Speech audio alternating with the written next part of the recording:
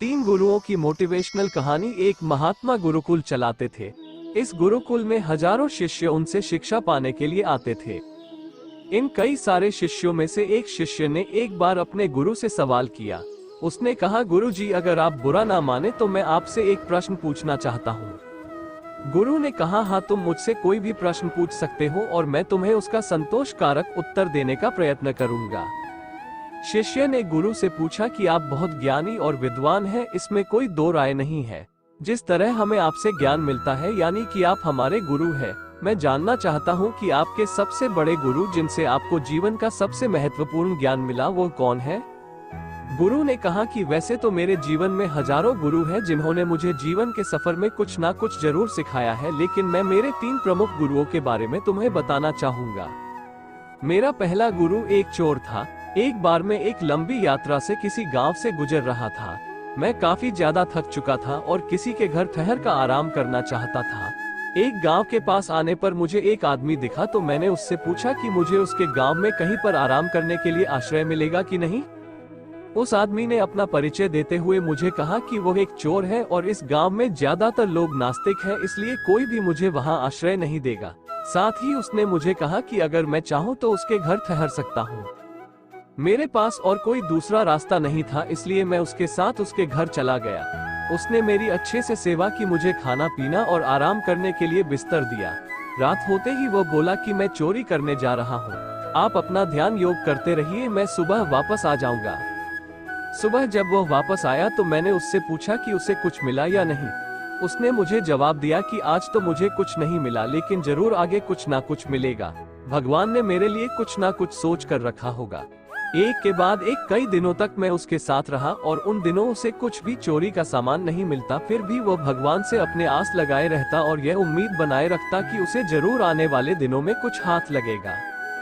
इस तरह चोर के रूप में मेरे पहले गुरु ने मुझे ये सिखाया कि हम जिस भी रास्ते को चुनकर उस पर चलने लगते हैं, फिर चाहे जो हो जाए, हमें उस रास्ते को और उस विश्वास को कि एक दिन हमें मंजिल मिलेगी, कभी नहीं छोड़ना चाहिए। वो दिन है और आज का दिन है, तब से मैंने कभी अपनी ध्यान और भगवान की भक्ति नहीं छोड़ी। मेरा दूसरा गुरु एक कुत्ता था। एक बार मैं किसी जरूरी काम से काफी दूर का सफर कर जंगल से गुजर रहा था। लंबे सफर के चलते मुझे बहुत ज्यादा प्यास लगी थी, इसलिए मैं वहां पर एक तालाब के पास जाकर पानी पीने लगा। उस तालाब के पास एक कुत्ता पहले से पानी पीने के लिए आया हुआ था। कुत्ता जैसे ही पानी पीने के लिए तालाब में अपना मुंह झुकता था, उसे उसका ही प्रतिबिंब पानी में दिखता। उस प्रतिबिंब को वो दूसरा कुत्ता समझकर डर जाता और पीछे हट जाता। कुछ समय पीछे रहने के बाद कुत्ता फिर से प्रयास करता और फिर से डर के पीछे हटता। काफी समय बीतने के बाद कुत्ते ने हिम्मत जुटाकर आखिरकार तालाब से पानी पी लिया और अपनी प्यास बुझाकर वहां से चला गया। मेरे उस दूसरे गुरु ने मुझे सिखाया कि जीवन में चाहे जितनी बड़ी समस्या या मुसीबत आ जाए, अगर हम उससे जूझते रहेंगे, लड़ते रहेंगे, तो उसे जरूर हराने में कामयाब भी होंगे और तभी हमें सफलता मिलेगी। मेरा तीसरा प्रमुख गुरु एक 4 साल का छोटा बच्चा था। एक बार मैंने एक बच्चे को मोमबत्ती हाथ में लेकर चर्च की तरफ दौड़ते हुए देखा। मुझे उसे देखकर थोड़ी शरारत सूझी। मैंने उस बच्चे को रोका और उससे पूछा कि तुम यह मोमबत्ती कहाँ ले जा रहे हो? उसने जवाब दिया, वो चर्च में इस मोमबत्ती को ले जा रहा है। मैंने बच्चे से पूछा कि यह मोमबत्ती तुमने जलाई है? बच्चे ने हाँ में जवाब दिया।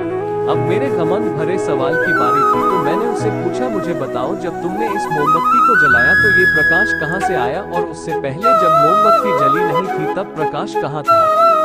बच्चे ने मेरे सवाल के जवाब में अपने हाथ में पकड़ी मोमबत्ती को फूंक मारकर बुझा दिया और मुझसे बोला, आप देख लीजिए, पहले प्रकाश था और अब नहीं है। आपकी आंखों के सामने वो कहाँ गया, यह मुझे बताइए। मेरे उस छोटे से गुरु ने मुझे उस दिन सिखाया कि आप चाहे जितने विद्वान हो, आपने चाहे जितना ज्ञान प्राप्त कर लिया, आपको हमेशा विनम्र रहना चाहिए, कभी घमंड नहीं करना चाहिए।